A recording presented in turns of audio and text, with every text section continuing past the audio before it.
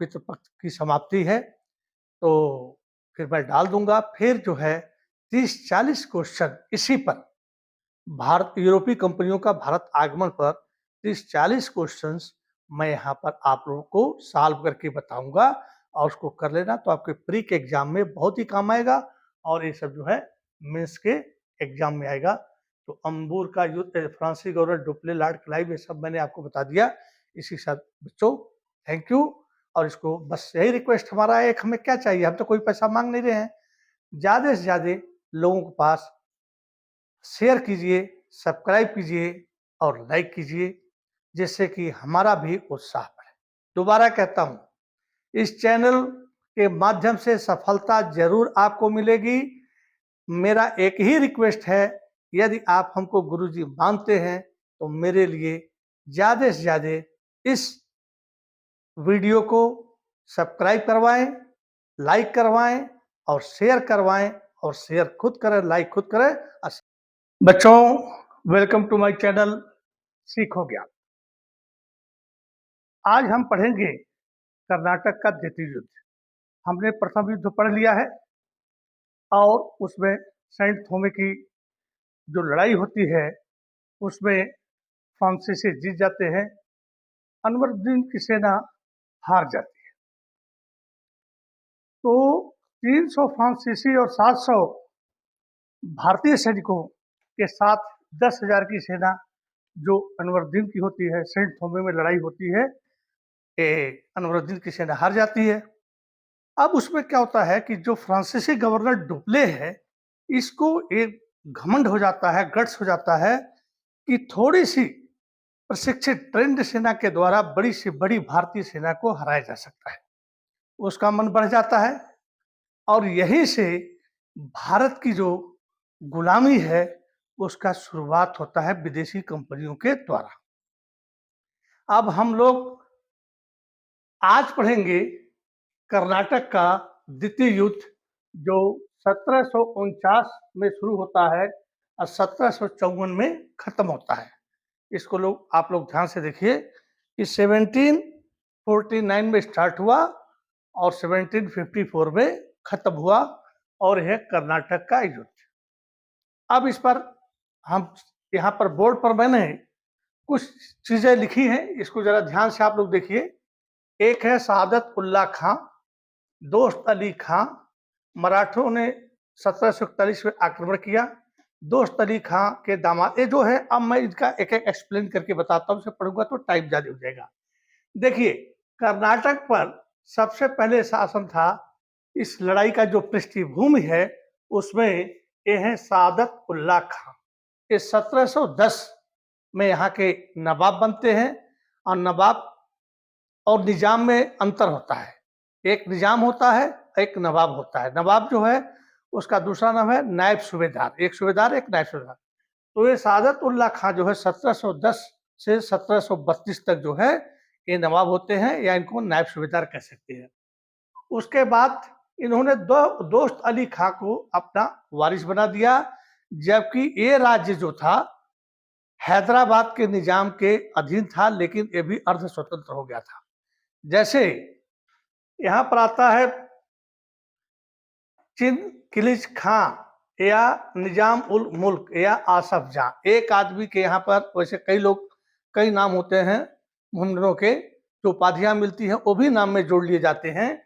तो एक थे 1724 में हैदराबाद में दिल्ली को छोड़ करके, दिल्ली में बड़े अच्छे पोस्ट पर थे, बड़े अच्छे सलाहकार थे बहादुर शाह के, लेकिन जब इन्होंने देखा कि दिल्ली के जो बादशाह हैं, जो सुल्तान हैं, किसी के समझाए पर सल्तनत को संभालने में नाकाम हैं, रंगेलियां मना रहे हैं, अपनी मनमर्जी कर रहे हैं, दरबार के चाटुकारों द्वारा जो है उन्हीं की बात सुन रहे हैं, सेनापतियों की बात नहीं सुन रहे हैं, तो कुछ अपने आदमियों को लेकर के निजाम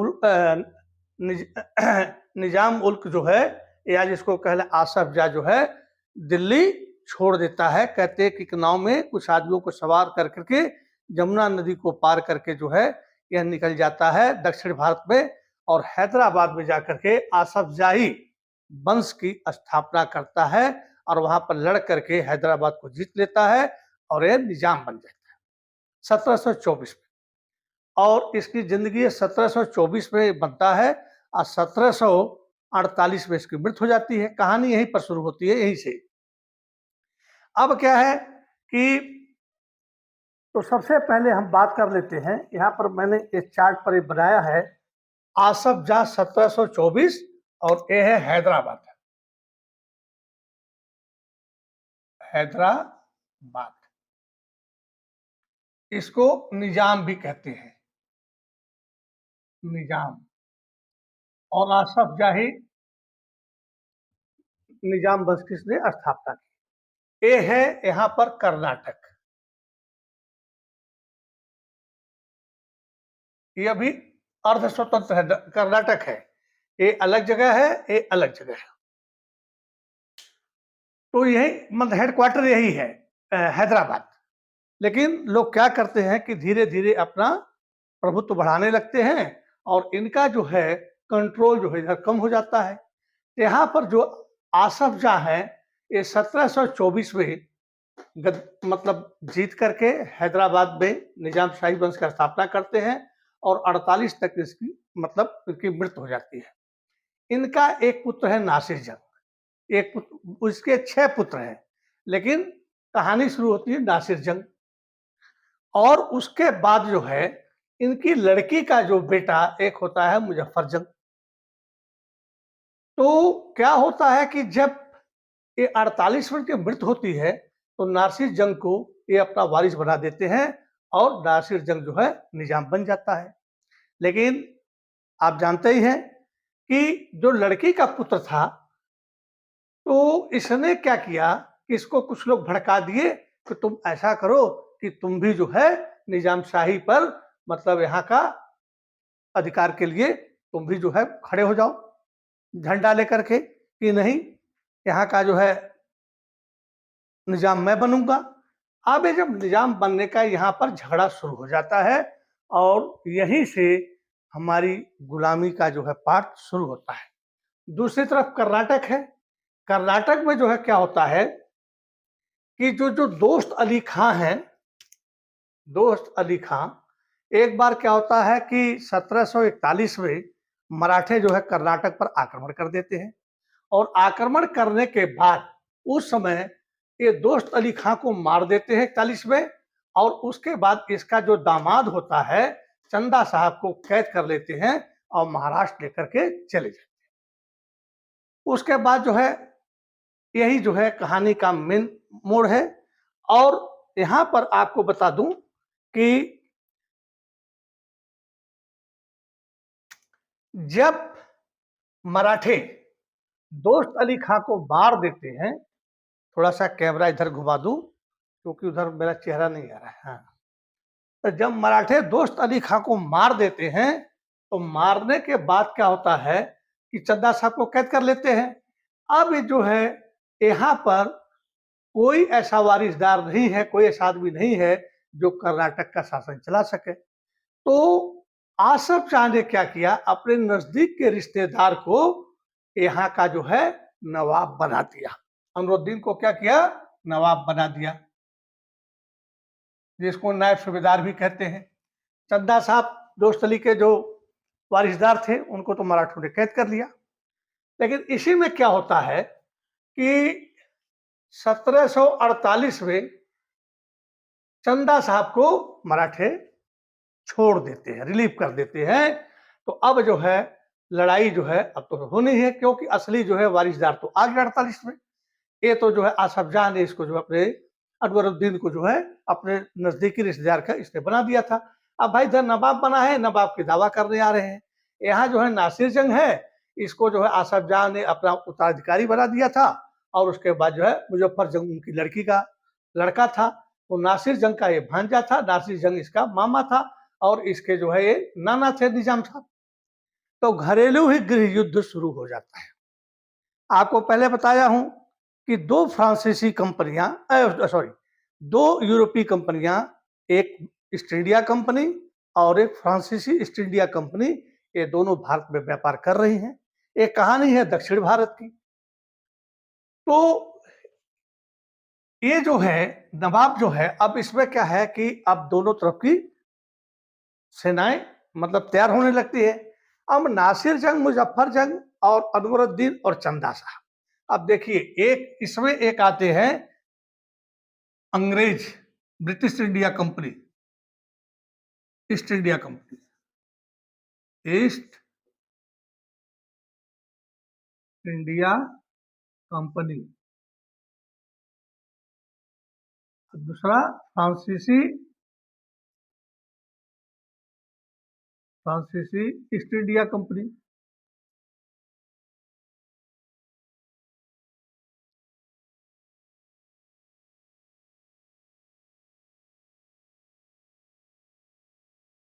जो विदेश में झगड़ा चल रहा था, कर्नाटक का प्रथम युद्ध था, जो विदेश में झगड़ा चल रहा था, उसमें दोनों कंपनियां भारत में भी लड़ी हैं।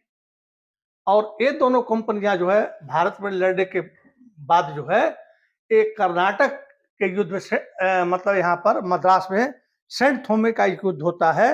और मैंने अभी आपको बताया है, सेंट थोमे का युद्ध में अनवरुद्दीन की सेना जो है हार जाती है। अब ब्रिटिश नहीं, फ्रांसीसी जो है, एक जो है सेनापति होते हैं पैराडाइज, इनके अधीन 230 भारतीय 230 जो है फ्रांसीसी सैनिक होते हैं, 700 भारतीय सैनिक होते हैं। और ये जो है सेंट थोमे की लड़ाई होती है। और जो एक प्रशिक्षित सेना है फ्रांसीसियों के पास, वह अनवरुद्दीन की सेना के साथ लड़ती है और उनको मार भगाती है और वो जीत जाते हैं। तो इस उस समय के कमांडर होते थे महफूज खां, महफूज खां, महफूज खां। 10,000 की सेना इनके पास होती है और फ्रांसीसी के पास होती है 230 फ्रांसीसी और 700 भारतीय सैनिक होते हैं। अब देखिए, 7 दूनो 930 आदमी, 1,000 भी आदमी नहीं है और 10,000 आदमी को मार भगाते हैं, जीत लेते हैं। क्योंकि ये 230 और 700 जो है ट्रेंड है और ये जो है अनट्रेंड सेना है। तो फ्रांसिसो का मतलब मनोबल तो बड़ा था। इनका गवर्नर था मतलब डुप्ले। और इस युद्ध में जो है उस समय सेनापति कौन था? Captain paradise, captain paradise.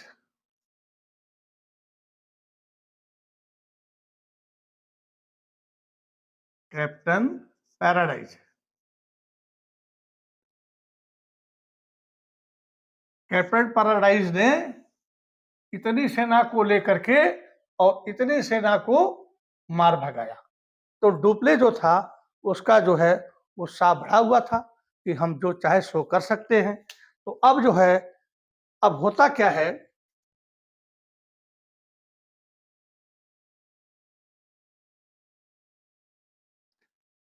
ये नासिर जंग और मुजफ्फर जंग को ये जो डुप्ले है ना फ्रांसीसी, डुप्ले जो है, जो गवर्नर है, इस मुजफ्फर जंग को सपोर्ट करता है कि नवाब तुम बन जाओ, निजाम तुम बन जाओ, नवाब भी कह लो, तुम बन जाओ। अंग्रेज जो है चुपके से अभी सामने नहीं आए हैं। ये जो है नासिर जंग का जो है ये अंग्रेज साथ देने के लिए तैयार है। और यहां पर भी ये दो गुटों में देखिए, गुट बट गया। अंग्रेज इधर हो गए नासिर जंग के पास और डुप्ले जो है मुजफ्फर जंग के पास। अब यहाँ पर भी देखिए तनातनी है दोनों, क्योंकि 48 की बात है, 48 में मर जाता है। तो यहाँ पर जो है चंदा साहब का सपोर्ट करते हैं फ्रांसीसी, फ्रांसीसी और अनवरुद्दीन का सपोर्ट करते हैं अंग्रेज।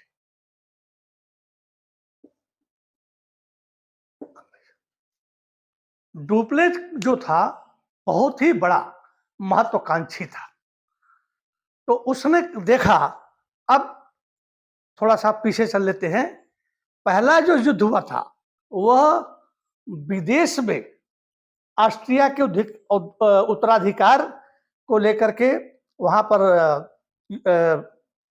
अमेरिका में ये जो है युद्ध हो रहा था फ्रांस और इंग्लैंड के बीच। तो हमारे भारत में लड़ने आए। लेकिन अब जो ये द्वितीय युद्ध जो है, यह कोई विदेश में युद्ध नहीं हुआ था। यहाँ पर लोग अपना साम्राज्य बनाना चाहते थे, तो सबसे पहले हरकत किया किसने? डुप्ले ने। डुप्ले ने पहले सेंट थॉमस के युद्ध में अपनी विजय ले ली थी। उसको पता था कि भारतीय नरेशों के अंदरूनी मामले में हस्तक्षेप किया जाए तो हमको ज्यादा से ज्यादा लाभ होगा। तो इसने क्या किया कि चंदा साहब चंदा साहब क्या बोलते हैं, ये अकबरुद्दीन और चंदा साहब है, ये मुजफ्फर जंग फर्स्ट में जो है मुजफ्फर जंग का साथ लिया, जा करके मिला और कहा कि देखो भाई, नवाब तो तुम भी बन सकते हो, क्योंकि तुम जो है आसफ जाह के पुत्री के पुत्र हो और ये जो ऐसे बन गए हैं, तो मैं आपको सपोर्ट कर रहा हूं और मेरी सेना होगी और नासिर जंग की सेना के साथ आप लड़िए और उसके बाद जो हम मदद करेंगे और इसको मार भगाइए और आप जो है यहाँ का निजाम बन जाइए। लेकिन आपको हमारा कुछ मदद करना पड़ेगा कि मैं कर्नाटक में भी कुछ काम करना चाहता हूं, तो मैं चंदा साहब की मदद करूंगा और आप हमारी मदद कीजिएगा। यहां पर बात आती है। अब कहानी शुरू होती है अंबूर का युद्ध।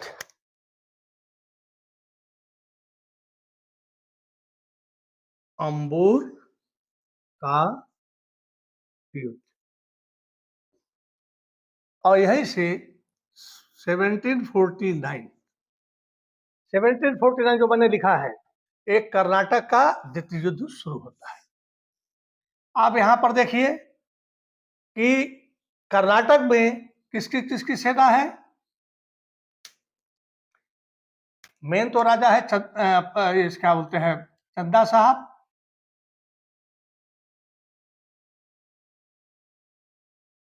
दूसरा जो है डुप्ले।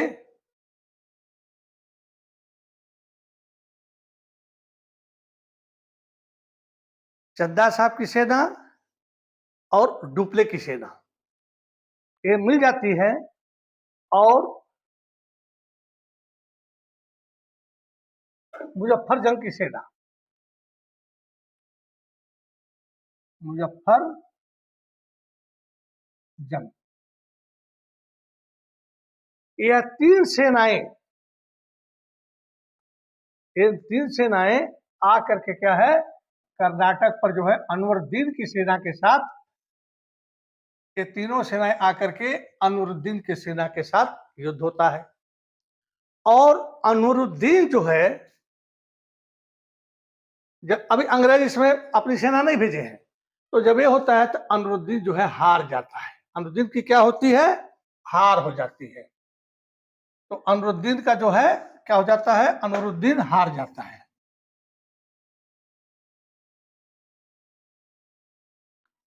हार जाता है और मार दिया जाता है, मार दिया गया। अब अनवरुद्दीन की सेना जो है, अब यहां पर जो है अनवरुद्दीन की सेना है, अब उसका लड़का जो है मोहम्मद अली डर करके मारे भाग जाता है। मोहम्मद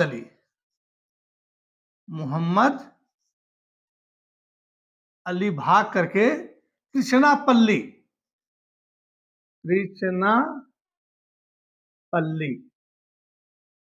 त्रिचनापल्ली के दुर्ग में छिप जाता है, शरण ले लेता है, क्योंकि भाई दुर्ग होते हैं चारों तरफ से फोर्ट, जिसको किला कहते हैं। तो ये होता है 1749 में। 1749 इसमें क्या हुआ कि चंदा साहब की सेना, डुप्ले की सेना और मुजफ्फर जंग की सेना तीनों मिलकर के अनवरुद्दीन को हरा देते हैं और उसको मार देते हैं।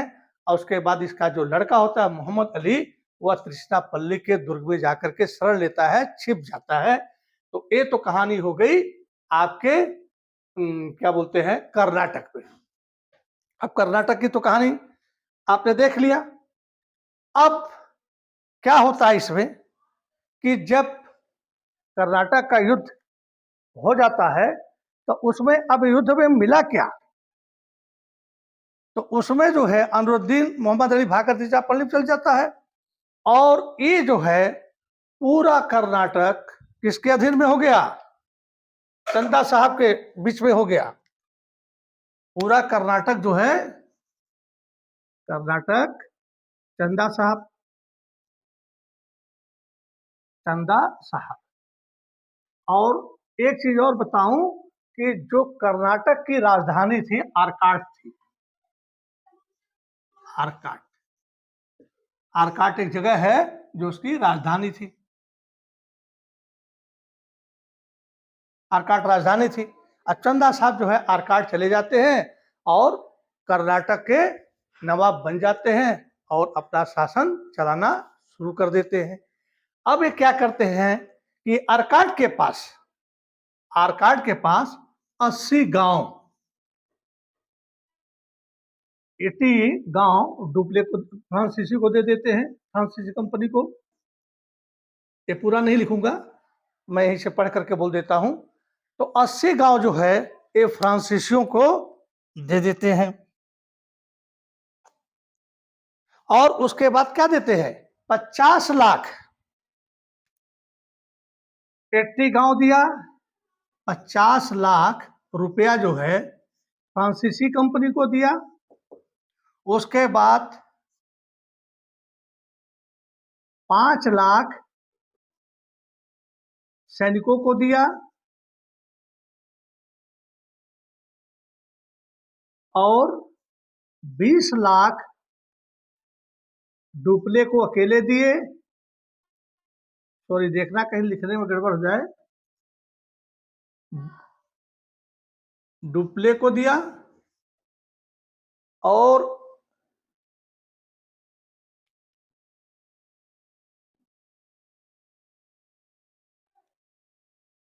डुप्ले को साथ में 1 लाख, 1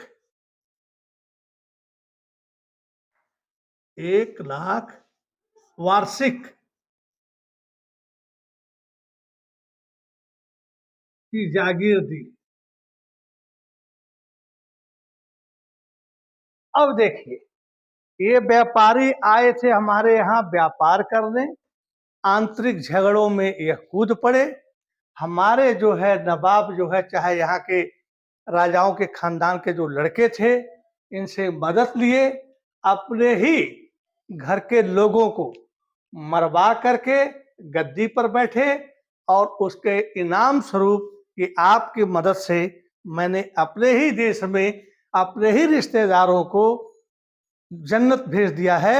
और इनाम के स्वरूप 80 गांव डुप्ले, 80 गांव जो है फ्रांसीसी कंपनी को मिलता है कि इसकी जागीर दिया कि आप इससे इनकम टैक्स जो है जो भी आप वसूल लीजिए।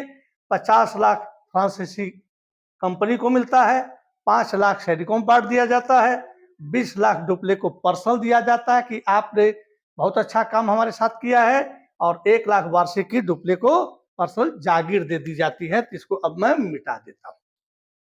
अब देखिए,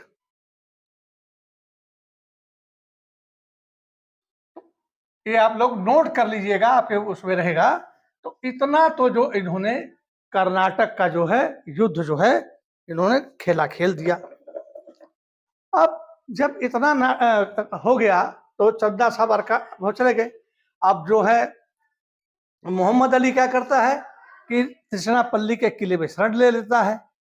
अब होता है क्या कि जो अंग्रेज हैं, अंग्रेज हैं, अब देखते हैं कि यार फ्रांसीसियों ने तो अपनी शक्ति बढ़ा ली, माल मसाला इनको मिल गया, जागीर भी मिल गई, रुपया भी मिल गया, तो हमें भी डायरेक्ट कूदना चाहिए। तो अब अंग्रेजों ने क्या किया कि कहा कि ऐसा करते हैं, जो अरुद्दीन का पुत्र जो है मोहम्मद अली है, मोहम्मद अली कहाँ छुपा है, त्रिचनापल्ली के दुर्ग में। त्रिचनापल्ली, कहा कि इसको जो है हम निकाल लें किले से। लेकिन त्रिचनापल्ली का जो किला है इसमें जो है चंदा साहब ने घेरा डाल दिया है अपनी पूरी सेना लेकर के, और डाल दिया है। अब इसको भाई जब सेनाओं को मार भगा देंगे तभी तो हम आगे कुछ कर सकते हैं। तो इसने क्या किया कि अपनी सेना, अंग्रेज जो है अपनी सेना यहां पर लगा दिए, सब अंग्रेज अपनी सेना लगा दिए। लेकिन इनके पास तो बहुत मजबूत सेना थी चंदा साहब के पास। तो उसी समय ईस्ट इंडिया कंपनी में एक कलर था क्लाइव, लॉर्ड क्लाइव। वो कलर पर 1744 में आया था। ये युद्ध जो है 52 तक चलता है, वैसे तो 54 तक चलता है, लेकिन एक किले वाली जो है बात चलती है। तो एक उस समय एक सैंडर्स सेनापति गवर्नर होता है, सैंडर्स, सैंडर्स अंग्रेजों का।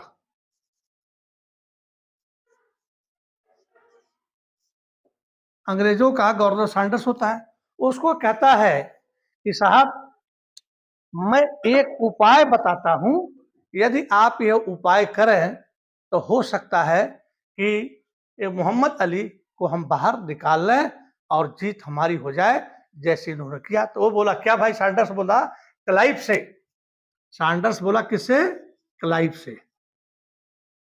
ईस्ट इंडिया कंपनी कर था, 1744 में आया था भारत, नौजवान था।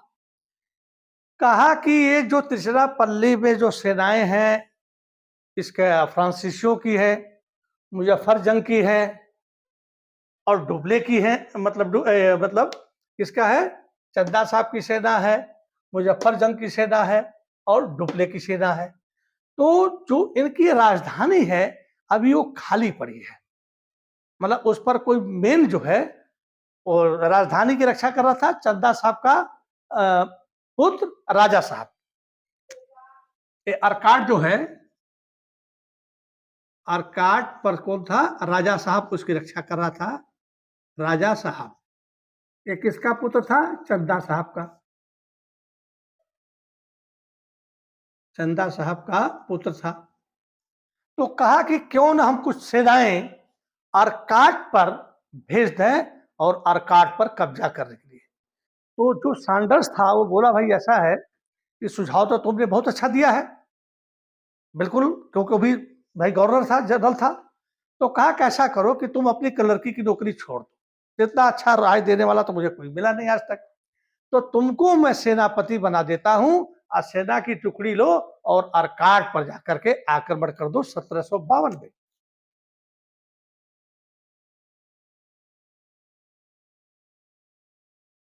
1752 में अरकाट, अरकाट पर चले जाओ और अटैक कर दो। इसे चला गया और घेरा डाल दिया और किले को जीत लिया।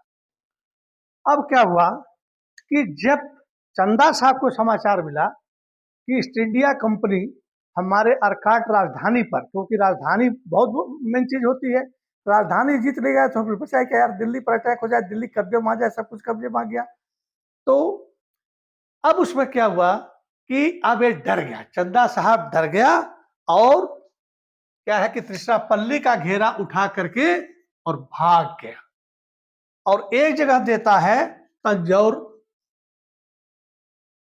तंजौर, और एक जगह देता है ट्रावनकोट,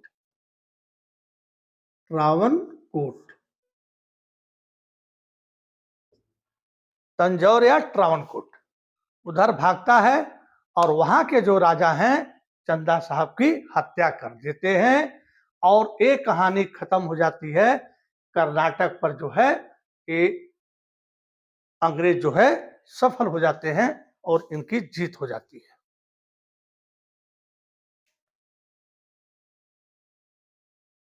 अब इसका दूसरा भाग देखते हैं, नासिर जंग और मुजफ्फर जंग पर। अब क्या होता है कि अंग्रेज जो है नासिर जंग का सपोर्ट करते हैं, इन दोनों में युद्ध होता है। नासिर जंग अस मुजफ्फर जंग।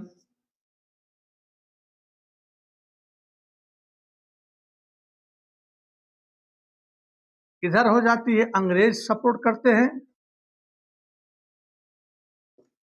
और इधर हो जाता है फ्रांसीसी सपोर्ट करते हैं।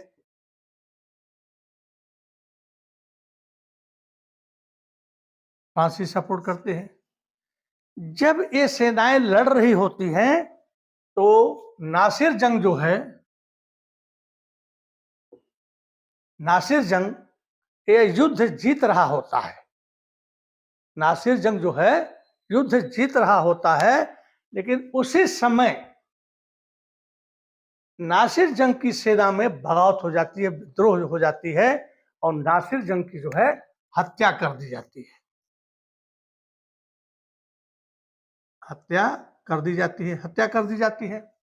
जब नासिर जंग मार दिया जाता है तो नासिर जंग का क्या था,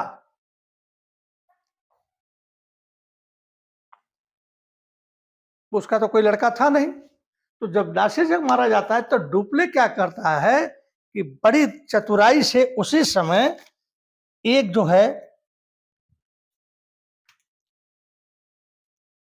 इसका जो है क्या बोलते हैं, आसफ जा का एक पुत्र होता है सलावत जंग। सलावत जंग, सलावत जंग को क्या करता है, ये फटाफट जो है नासिर जंग मारा जाता है तो सलावत जंग इसका भाई होता है। वैसे आसफ जाके 6 लड़के होते हैं, लेकिन वो सब लड़ते उड़ते नहीं हैं, लेकिन सलावत जंग को जो है यहाँ का क्या बना देता है, निजाम बना देता है। निजाम बना दिया, कहाँ, हैदराबाद का।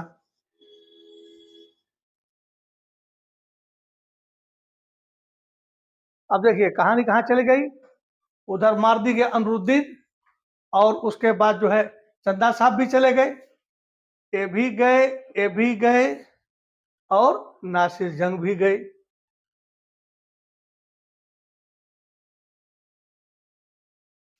अब जो है यहाँ पर हाँ, तो सलावत जंग निजाम बन जाता है और ये जो है मुजफ्फर जंग जब ये जीत लेते हैं तो ये जो है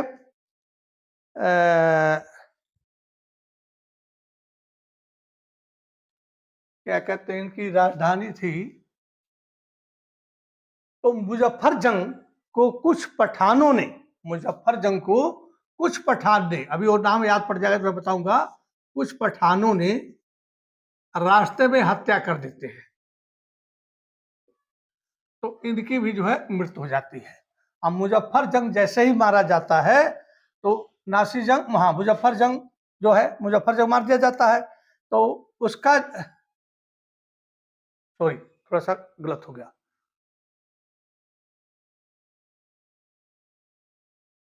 ये नासिर जंग के भाई जो होते हैं सलावत जंग को निजाम बना देता है हैदर से होकर के, भाई उसमें हो जाता है। अब क्या होता है कि अब कौन कौन गया, चंदा साहब गए, अनुरुद्दीन चले गए, मुजफ्फर जंग भी चले गए, नासिर जंग भी चले गए।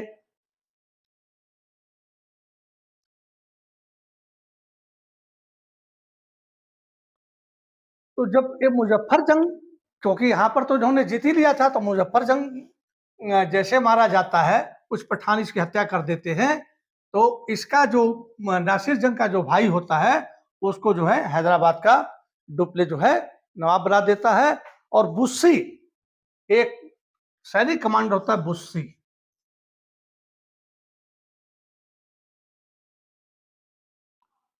ये जो है फ्रांसीसियों की राजधानी,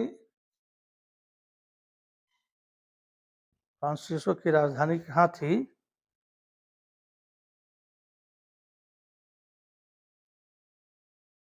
पांडिचेरी, यही भूल रहा था मैं, पांडिचेरी जो है ये मेन बस्ती थी फ्रांसीसियों की। तो ये जो है मुजफ्फर जंग जो है पांडिचेरी चला गया था, पांडिचेरी से बुस्सी की संरक्षा में ये आ रहा था, रास्ते में कुछ पठानों ने घेर करके और मुजफ्फर जंग की हत्या कर दी और उसी समय इसका जो है नासिर जंग का जो भाई था सलावत जंग, उसको जो है इन्होंने बना दिया, नवाब बना दिया। तो ये जो है, अब देखिए ये तो हो गया। अब इसमें क्या पूछा जाता है कि एक तो हो गया आपका अंबोर का युद्ध, अंबोर का युद्ध। दूसरा होता है अर्काट का घेरा, अर्काट का घेरा। तीसरा है त्रिचिरापल्ली का घेरा।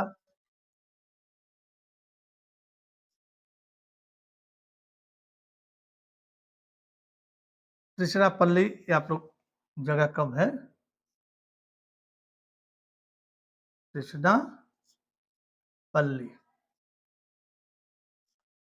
तो ये अंबोर का युद्ध जो है 1749 में इंपॉर्टेंट है और ये चलता है 1754 तक, इसी का मेन है। इस युद्ध के बीच में मतलब ये अर्काट का घेरा डाला जाता है। अर्काट का घेरा में लॉर्ड क्लाइव जो बाद में गवर्नर भी बना, प्लासी के युद्ध में भी उसका बहुत बड़ा रोल था और इलाहाबाद की संधि में भी इसका रोल था। मैंने बनाया है प्लेलिस्ट में, आप देखिएगा। और यही जो क्लाइव है इतना मतलब भारत पर अपना बेस बनाया और इसके लूटने का प्लान बनाया और बहुत से धन लेकर के ये विदेश गया और 49 साल की उम्र में इसने अपने को सुसाइड कर लिया, क्योंकि बहुत सी लोगों की बददुआएं इस क्लाइव के साथ थी और ये विक्षिप्त हो गया। इसके ऊपर केस चला और अंत में इसने आत्महत्या कर दी। तो यही वो क्लाइव है जिसने प्लासी का युद्ध में सिराजुद्दौला को हराया था और उसके जो है मीर जाफर वगैरह जो सेनापति थे घूस दे करके मिला लिया था, नहीं तो छोटा सा अंग्रेज हमारे यहाँ नहीं कर पाते। तो हमारा तो इतिहास है। देखिए एक चीज और बता दूं मैं कि भारत की भूमि शुरू से ही युद्ध स्थल बनी। युद्ध लड़ने हमारा भारत नहीं गया। चंद्रगुप्त मौर्य ही एक था जो ईरान, इराक, अफगानिस्तान, फारस, काबुल ये सब जीत लिया था, लेकिन उसके बाद जो है हमारी ही भूमि युद्ध स्थल बनी। चाहे पानीपत का प्रथम युद्ध, पानीपत का द्वितीय युद्ध, तृतीय युद्ध, उसके बाद जो है करनाल का युद्ध हो, चाहे उसके बाद जो है पानीपत तो हो गया, उसके बाद जो है चाहे वो बक्सर की लड़ाई हो, चाहे क्या कहते हैं प्लासी का युद्ध हो। तो जितने युद्ध है यहीं पर लड़े गए और उन युद्धों का रिजल्ट ये हुआ कि हमें हार का सामना करना पड़ा, क्योंकि यहाँ सेना लड़ती थी, देश की जनता कुछ नहीं करती। और नहीं तो गद्दार हमारे पास इतने जाते थे जो उनको सपोर्ट करते थे, जिसकी वजह से हम गुलाम हो गए। 742 साल तक गुलाम रहे। अब युद्ध तो हो गया, इनाम तो इनको मिल गया। अब हम आगे देखते हैं कि युद्ध खत्म कैसे होता है और इसका क्या होता है।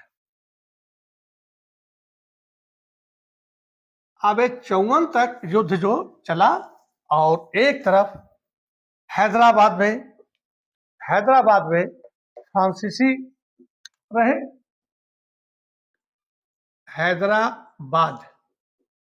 हैदराबाद में फ्रांसीसी वर्चस्व रहा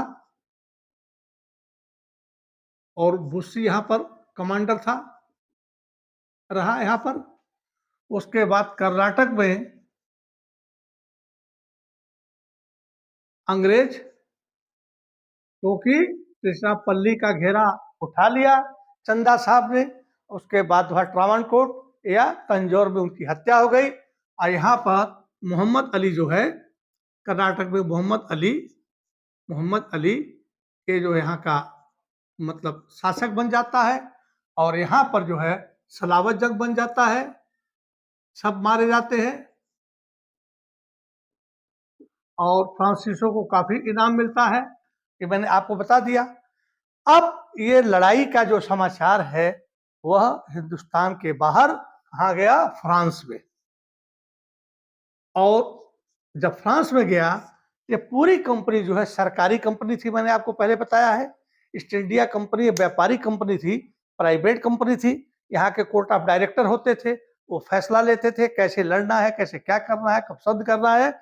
लेकिन फ्रांस फ्रांसीसी जो कंपनी थी वो जो है, फ्रांसीसी जो कंपनी थी वो वहां के फ्रांस से राजा से गवर्न होती थी।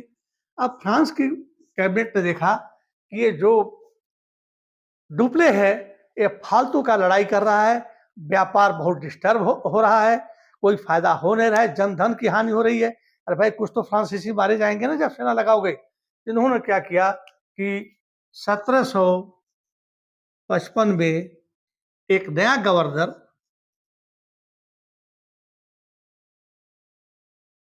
गोडहे गोडहे गोडहे को भेज दिया और डुप्ले को वापस बुला लिया। डुप्ले को वापस बुला लिया। अब जो है जब फ्रांस ने देखा कि यार फालतू फंड में हम व्यापार करने गए थे, यहाँ तो प्रथम युद्ध कर्नाटक में भी लड़ गए, नुकसान हुआ, उसके बाद ये द्वितीय में लड़ गए। ठीक है, विदेश में तो युद्ध हो रहा था, हमारे तरफ से लड़े, लेकिन वहां के राजाओं के बीच में इनको क्या छेड़खानी कर दी थी, अपना लड़े मारा कटे, अपना व्यापार करो, बड़ी मुश्किल से हम आए हैं, पैसा लगा रहे हैं। तो डुप्ले को वापस बुला लिया जाता है और गोदहे जो है इसको जो है भेज दिया जाता है कि आप जाइए, और वहां पर कहीं गोडे लिखा है और कहीं गोडे यू लिखा है, गोडे हो, इसको गवर्नर जनरल बना दिया। अब एक संधि होती है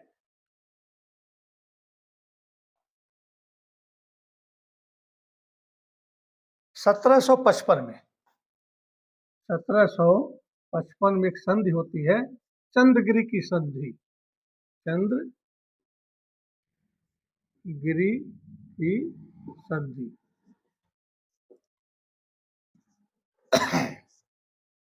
अब चंद्रगिरी की जो संधि क्यों की जाती है कि लड़ाई को खत्म करना, और उसके बाद जो है चंद्रगिरी सॉरी हो गया ये जो है चंद्रगिरी पहले फ्रांसीसियों का था तो बार बार जाते हैं, अतः इसके लिए सॉरी मैं बोल रहा हूं। पांडिचेरी की संधि होती है, चंद्रगिरी की संधि नहीं, पांडिचेरी, पांडिचेरी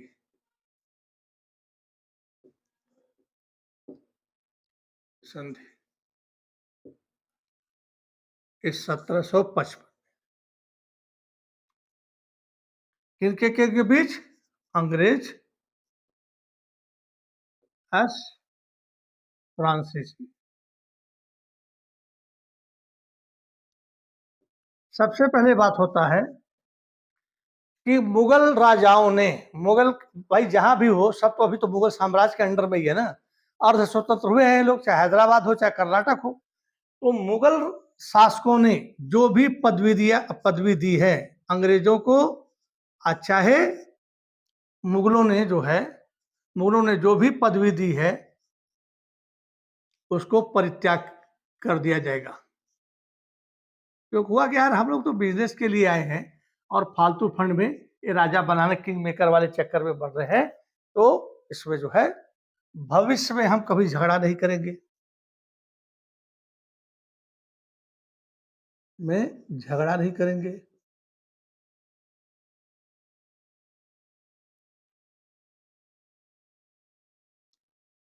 जो जिसने जीता है यथा स्थित बनाएंगे, यथा स्थिति कायम रखेंगे।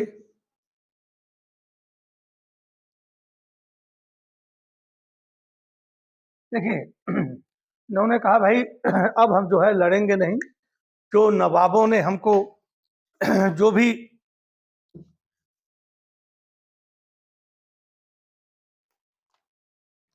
जो भी हमने एक दूसरे, देखिए मुगलों की जो भी पदवियां हैं उसको हम परित्याग करते हैं, भविष्य में झगड़ा नहीं करेंगे, यथा स्थिति बना करके रखेंगे।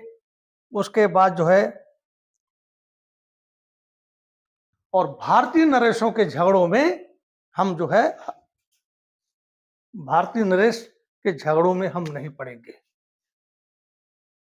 भारतीय नरेशों के झगड़ों से हमारा कोई लेना देना नहीं, कोई लेना देना नहीं होगा। लेना देना समझते कि हमें कोई मतलब नहीं। भारतीय नरेशों के झगड़ों से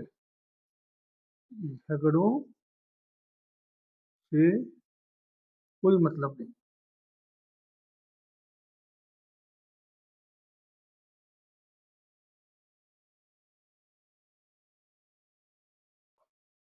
भारतीय नरेशों के झगड़ों से कोई लेना देना नहीं। ये लाइट हमने लगाया था, जरा तार निकल गया है। 2 मिनट में और कहानी खत्म हो जाती है दोस्तों।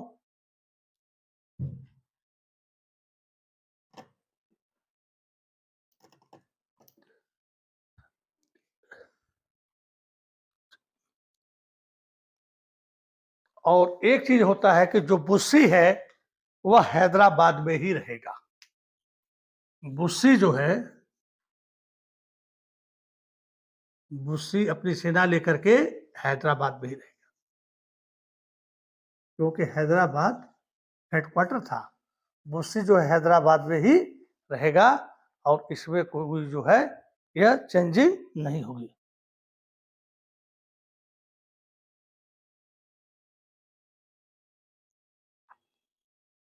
अब क्या होता है कि जब गोढ़े आ जाता है और डुप्ले चला जाता है तो अपनी एक आत्मकथा या एक किताब लिखता है भारत के ऊपर। तो कहता है कि गोढ़े ने क्या कहता है कि गोढ़े ने अपने देश के विनाश और सम्मान पर हस्ताक्षर कर दिया, क्योंकि डुप्ले जो है हैदराबाद जो मेन था उस पर जो है कब्जा कर दिया था और उसके बाद जो है आगे रहता और लड़ाई लड़ता, कहानी कुछ और होती।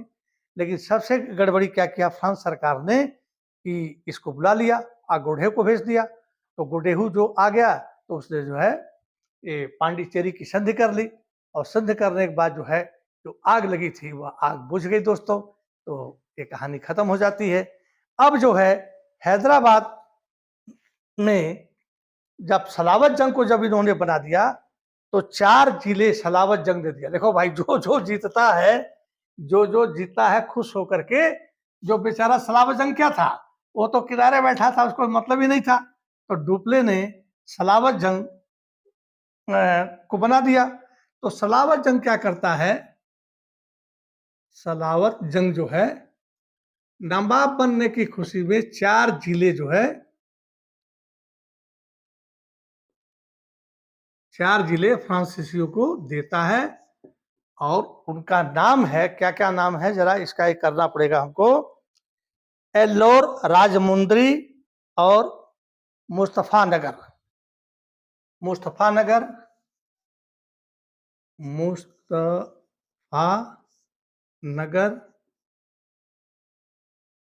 एल्लोर, राजमुंद्री,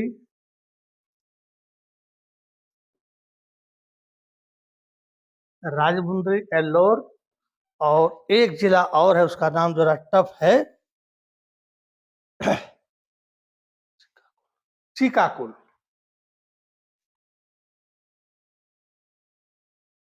चिकाकुल के 1 2 3 4, तो 4 जिले जो है ये इनाम स्वरूप फ्रांसीसी कंपनी को मिलती है। यहीं पर कर्नाटक का द्वितीय युद्ध खत्म हो जाता है। तो देखिए, हम आपको बार बार कहते हैं अभी नौकरियों का अभाव है, लेकिन आप तैयारी करके रहिए। अब बहुत से बच्चे, उस समय तो मैं अध्यापक था जब ऑनलाइन क्लासेस चलते थे, लोग पढ़ाते थे, क्योंकि मैं सरकारी टीचर होने के नाते पढ़ा नहीं सकता था, तो अपने बच्चों को पढ़ाता था। और आज जो है देश में सर्विस का थोड़ा अकाल पड़ा हुआ है, लेकिन आप तैयारी कीजिए, कभी न कभी तो ऐसा होगा कि यदि आप 20 हैं, 25 साल के हैं या 30 साल के हैं, किसी भी कास्ट के हैं, 35 तक आपको आईएएस पीसीएस की तो नौकरी मिलेगी ही। बीच बीच में नौकरियां निकल भी रही हैं। तो आप तैयारी करते रहिए, इसको ध्यान से पढ़िए और किसी भी किताब से आप मिला करके देखेंगे तो जो मैंने बताया है उसमें कोई भी छेद नहीं मिलेगा, आपके एग्जाम में आएंगे। कर्नाटक का तृतीय युद्ध में अभी कल आप लोग को डाल दूंगा। इसमें देखिए मेरे सर के बाल निकले हुए हैं, पितृपक्ष चल रहा है और आज